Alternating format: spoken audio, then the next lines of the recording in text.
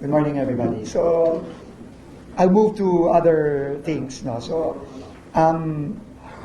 as you know, paulit-ulit nating sinasabi na dalawa yung direktiba ng Pangulo sa atin. No? Unang-una, kailangan managot lahat ng involved dito sa anomalyang to. And in the past month, sunod-sunod ang mga ginagawa nating mga aksyon para mapanagot hindi lang yung mga tao sa loob ng DPWH na involved dito, pero yung mga kontratista na talaga nga namang walang tigil na ninakawa ng mga kababayan natin. No? But, aparte dun sa pananagot nila, na eventually, ang inihintay natin lahat, ang inihintay ng buong Pilipinas is makulong itong mga taong to, meron din tayong ginagawa na equally important. No? Kailangan maibalik natin ang pera ng mga kababayan natin. So, ngayon na may ICI na, tuloy-tuloy ang kanilang konkretong aksyon para filean ng mga sunod-sunod na kaso itong mga dapat managot from top to bottom. No, nakita naman natin, tuloy-tuloy ang trabaho ng ICI, mabilis silang umaksyon. Meron nang na-refer sa ombudsman this week, and hindi ako magtataka kung meron pang mga bagong mga referral sa mga susunod na linggo. Sunod-sunod na rin ang pagpapatawag nila ng mga nakikita nilang pwedeng makatulong sa kanilang investigasyon. Tuloy-tuloy po yung trabaho ng ICI. Tayo naman sa DPWH, tuloy-tuloy din ang ginagawa natin, no? Para mapanagot hindi lamang yung mga nasa loob ng DPWH para talagang maginis na natin ang ahensya dito sa mga masasamang taong walang tigil na ninakawan yung mga kababayan natin. Pero yung mga kontratista tulad nila Diskaya, nila Wawaw, nila SunWest, nila Sims, etc. So, kanina umaga, bago tayo pumunta dito, nag-file tayo ng 12 kaso. 12 cases involving 12 projects involving multiple contractors. Ito ay nakuha natin nung tayo'y umattend sa Blue Ribbon hearing several weeks ago na sinuggest ni Senator Bam Aquino na mag-file sa Philippine Competition Commission ng cases against bid rigging and bid manipulation.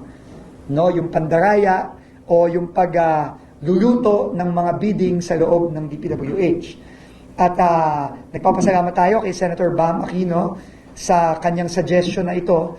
At ngayon, nag-file na tayo ng unang 12 cases against different contractors. I think 6 contractors? 5 contractors. Oo. Nag-file tayo against St. Timothy, SunWest, Wawaw, Sims, at IM Construction. Ito yung mga finailan ng DPWH ng kaso, at alam nyo naman, ang SunWest ay finailan na rin ng ICI sa Ombudsman this week. So, 5 contractors involving 12 projects. At ang hinihingi natin dito sa PCC ay imbestigahan sila against bid manipulation na may kaukulang penalty per contract violation. So, ang gagawin nating strategy dito, we will be filing per contract violation here. No? So, ito yon, no? 3 contracts ng Wawaw, 2 contracts ng IM, 2 contracts ng Sims, 2 contracts ng St. Timothy, at 3 contracts ng SunWest.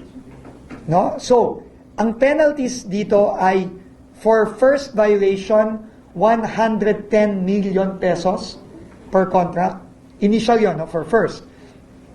Pero yung mga susunod, pwedeng umabot hanggang 250 million per contract. So, ang estimate namin dito pa lang sa 5 contractor na to at 12 projects pa lang na ito, ay 2.3 billion pesos na ang pwedeng patawang penalty sa kanila ng PCC kapag nakita ng PCC na talagang merong bid manipulation at bid collusion. Alam nyo naman, si Diskaya mismo ay umamin sa Blue Ribbon na yung mga iba't iba nilang kumpanya nagmomoro-moro dito sa mga bidding na ito at kasama yon sa mga sinabmit nating ebidensya sa PCC.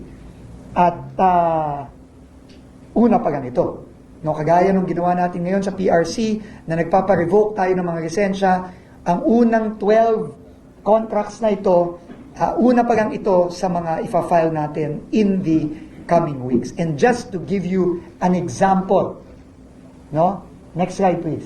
Ang Diskaya from 2016 to 2025, 1,214 flood control projects. Diskaya pa lang yan. At yan ay hindi lang natin isasubmit sa PCC, pero isasubmit din natin yan sa ICI. No, alam nyo naman, ang mandato ayon sa executive order ng ating Pangulo ay past 10 years. No? So, uunahin natin itong mga flood control projects ng mga iba't ibang kontratista. Ito, Diskaya pa lang. At kung papatawan ito ng mga penalties ng PCC sa mga susunod na linggo, susunod na buwan na ipa-file natin, aabutin, Diskaya pa lang, ang estimated naming penalties dito ay aabot na ng 300 billion pesos. Penalties pa lang yan. Ng PCC, wala pa dyan yung iba't iba pang mga kasong ipa-file. Uulitin ko, sabi ng Pangulo natin, kailangan managot lahat at kailangan maibalik ang pera ng taong bayan at isa itong mga kasong ito sa mga paraan para maibalik ang pera ng taong bayan. At hindi kami titigil dito. Sila Yusek Rico, sila Yusek Rafi, sila General Ato, sila nagbubuo nito ngayon at tuloy-tuloy tayo magfa-file against all these contractors. At ulitin ko, itong 300 billion na ito sa Diskaya pa lang yan. Okay? We have the contract amount for the 1,000. You can get it here already. You have the contract amount for the 1,214 flood control projects of Diskaya from 2016 to 2025. It's roughly close to 80 billion pesos. 77.9, so 78 billion pesos. 77.9 billion pesos. Teka, sorry, mali ata. 77 billion, tapos ang estimated penalties mo, 300 billion. Ba't ganun? Kasi 250 million yon per contract. FC lang yan. May FC lang, no? So anyway, so yan ang, sigurado kayo dyan, ha? So yari sila, mas magkaki pa ba yung penalty nila dun sa contract amount na yan. Pero anyway, ano naman yan, no? This is just the maximum, no? The maximum penalty is 250 million per contract. But I guess that depends on how much the contract is, no? So we will leave it up to PCC what the penalties will be. But that is the maximum contract based on the law, on the Competitiveness Act. Malaki yan. 77 billion. Ang laki yan.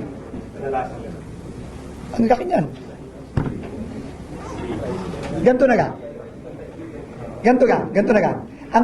Ang budget ng buong Department of Transportation in 2025 ay 80 billion lang. So yung kontrata pa lang nila Diskaya, mas malaki na sa budget ng buong DOTR for 1 year. So, go figure guys. Okay? 80 billion lang ang budget ng DOTR. Isang buong ahensya na yun. DOTR na yun, ha? Buong